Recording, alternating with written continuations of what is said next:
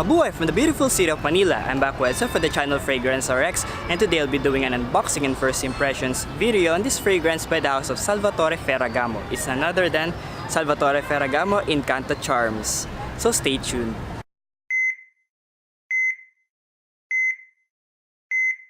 First of all, I would like to thank my very good friend, my subsec mate, my classmate for almost 4 years already, and my duty mate as well, my tribe mate in our incoming oral revalida, Miss Nikol. Thank you very much for allowing me to unbox this fragrance. So what are we waiting for? Let's go now and proceed to the unboxing part of this video. So let's go! Okay, so for the unboxing of this Incanto Charms by Salvatore Ferragamo, we have here in front Incanto Charms and the house itself, Salvatore Ferragamo. It's 100 milliliters and it's an eau de toilette concentration.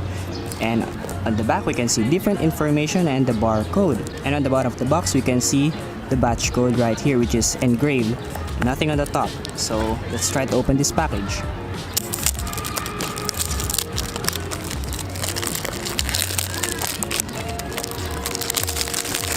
Okay. There it is. The bottle itself. And it comes in this very beautiful bottle design. Incanto. There. Incanto, Salvatore Ferragamo. And on the bottom we can see here the batch code. It should be matching with the one in the box. There. And here we have here the plastic cap here and the sprayer. As you can see here, the sprayer. There. So nothing much going on in the back. There is a transparent blue bottle. And the sprayer itself. There, it sprays a decent amount of mist. And that's for the presentation of Incanto Charms by Salvatore Ferragamo. Now, the unboxing is done, so let's now try and test this fragrance. So I will spray this Incanto Charms here on my left hand and see what my first and initial reactions with regards to this fragrance. Let's go! Hey, it's very windy out here right now.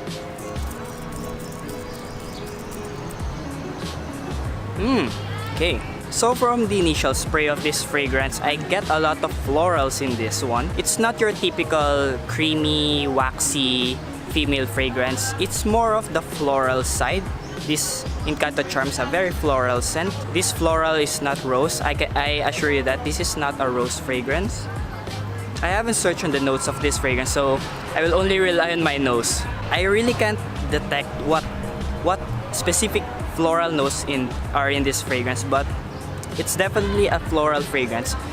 Floral citrus type of fragrance, but the floral vibe predominates the citrus. Now I've smelled this fragrance with my classmate Nikol, who lent me this fragrance, and whenever she passes by I always compliment her because she always smells good when she's passing by, and I know that she is the one passing by, or she is the one inside the room when I'm smelling that fragrance. And I asked her what fragrance is she using, and she told me that she's using this one, Salvatore Ferragamo Incanto Charms.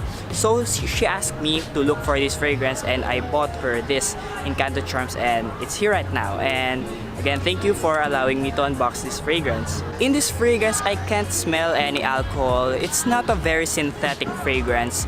It's more of a natural floral scent, which is very typical of female fragrance. But don't get me wrong, this female floral type of a fragrance we can say that this is generic, because almost majority of the female fragrances that we have here in the Philippines smells very floral. But this one is very natural smelling. I can't smell any alcohol in it. A very natural smelling fragrance. We're now done with my initial impressions on this Salvatore Incanto Charms. Now let's try to hear what the Thomasians have to say with Salvatore Ferragamo Incanto Charms. So let's go! So hi guys, I'm joined here by the owner of the fragrance itself, Nikol. So Nikol, when did you acquire this fragrance, or when did you discover this fragrance, Salvatore Ferragamo Charms?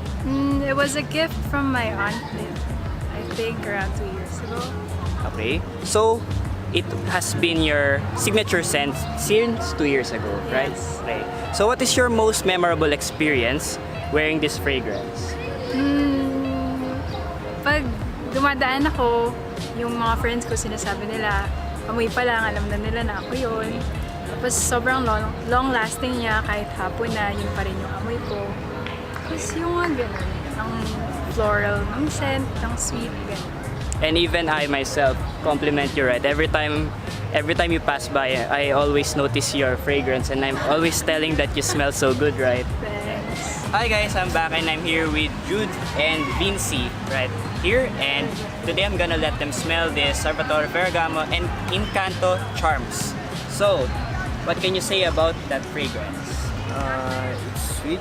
It's sweet, okay. So, what age group can you see people wearing that fragrance? Para sa mga teenagers. Teenagers, okay. And what specific season can you see people can wear that fragrance? Summer season. Summer. How about you, Vinci? For me, it has a sweet smell. Like Sweet smell. It has a little candy smell. Candy-ish vibe Yes, into it. candy-ish vibe. Okay. And I think the age group who could wear this is, I think, 18 to 20s. 18 to 20. So more of the younger side, Yes. younger generation. Can you see it as a good signature scent, office scent, school scent? I believe yes.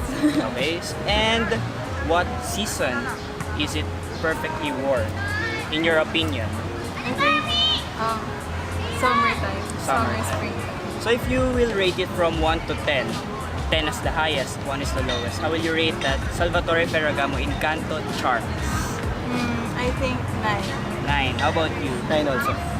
Hi guys, so I'm back and I'm here with Patricia, Honey, and Angel, and they're from the College of Arts and Letters. Their course is Sociology, right?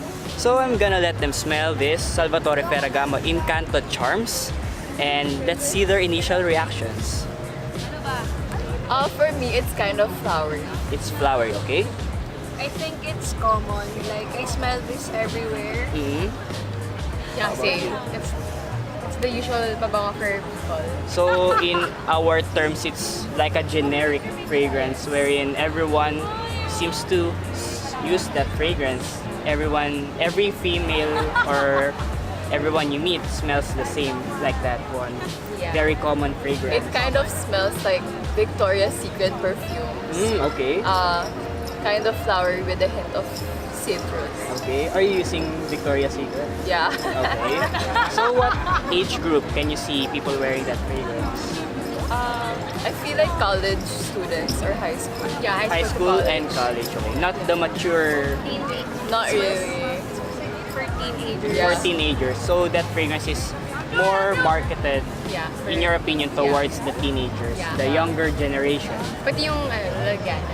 Okay, so even the bottle Yeah. itself is like For kids. made for teenagers. children, yeah, because of the cap and the bottle design. And which season is it perfectly worn, in your opinion? Summer. Summer, okay? Summer.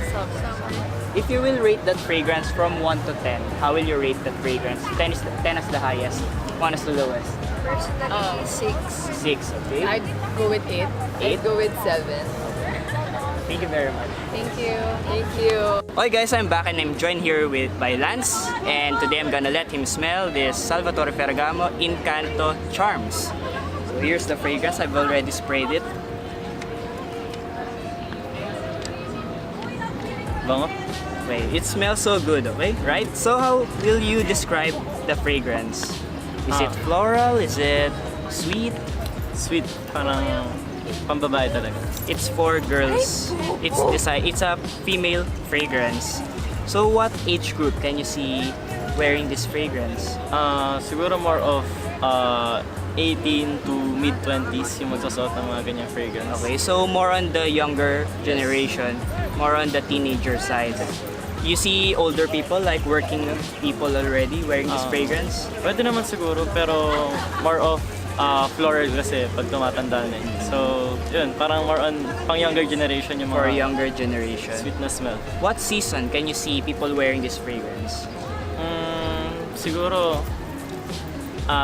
Christmas season. Christmas season, okay. Kasi syempre, time for pagiging sweet sa ibang tao. Just Okay. like the fragrance na Okay. binigay. And if you'll rate this fragrance from 1 to 10, how will you rate this? 10 as the highest, 1 as the lowest. Siguro mga 8. 8, okay. Thank you very much. Thank you. Thank you, Lance. You heard my initial impressions. You heard what the Thomasians have to say with this fragrance. So what are your thoughts with regards to this Salvatore Ferragamo Incanto Charms? Do you own this fragrance? What other Salvatore Ferragamo fragrances do you have in your collection?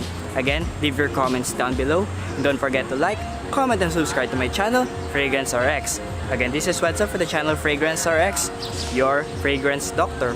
See you in the next video. Have a nice day and stay fragrant!